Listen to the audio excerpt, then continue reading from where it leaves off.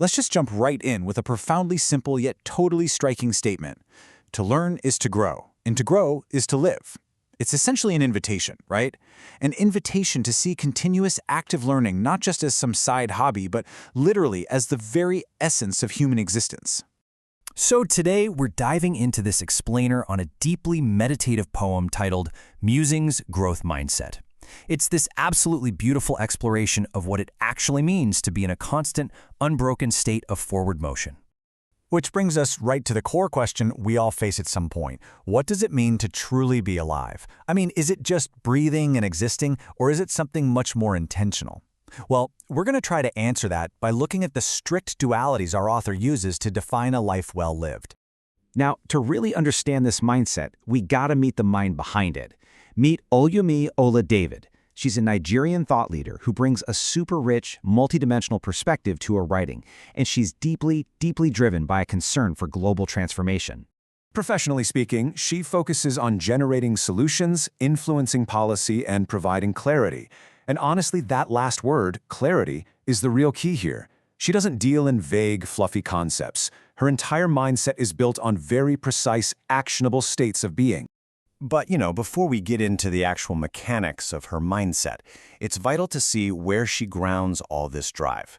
She roots her constant momentum firmly in her spirituality, viewing her forward motion as divinely guided. In fact, she describes her creator as the ultimate wheel within her wheels, which, wow, is just an awe-inspiring metaphor for a driving force that exists deep down inside her, keeping her constantly moving. Section 1. The Rhythm of Dualities, Action and Contemplation. Okay, what's really fascinating about her poem is how it's built entirely on contrasting states. For instance, she says when she is not working, she is thinking. She creates this duality where even in physical rest, her mind is just buzzing. There is absolutely zero dead space here, which honestly sounds a bit exhausting, but it reveals an incredible, relentless level of engagement with the world. And here is where we meet her powerful refrain. If she isn't working or thinking, she asks, "How can I live?" It's not some dramatic exaggeration either. For her, it is a genuine baseline for existing. She then extends this whole dualistic framework to human interaction, contrasting the active output of speaking with the quiet, receptive intake of listening. Notice the balance here? If she isn't sharing her voice, she's actively absorbing the voices of others. Both are verbs, both require real energy. And this beautifully transitions into how we manage our own resources and energy. She notes she is either getting, receiving from the world, or actively giving back to it. It kind of challenges us to ask ourselves, right? Are we participating in this ecosystem of exchange, or are we just taking? Once again, she repeats the question, how can I live?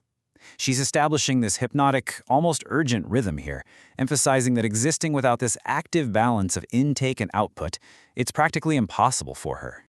Moving on to Section 2, Connection and Leadership, the Human Experience. Here, she highlights the deeply human need for connection. She says that if she is not passively receiving love, being loved, she makes absolutely sure she is actively loving others. Love in her growth mindset is never a static thing. It's a continuous current that she must either be catching or throwing. And this brilliantly illustrates her approach to influence. She completely recognizes that true leadership also requires the humility to be a follower when necessary. When I am not leading, I am following. It shows profound self-awareness, realizing she doesn't always have to be at the very front to be moving in the right direction. She even strips away her pride entirely. Listen to this. If she cannot walk forward, she is willing to crawl. I mean, crawling?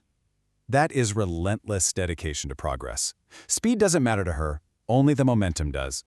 And once again, how can I live? This repetition anchors us. It reminds us that deliberate motion, whether she's leading, following, walking, or literally crawling, is completely non-negotiable for her. Section 3. The Ultimate Question. Defining the Growth Mindset.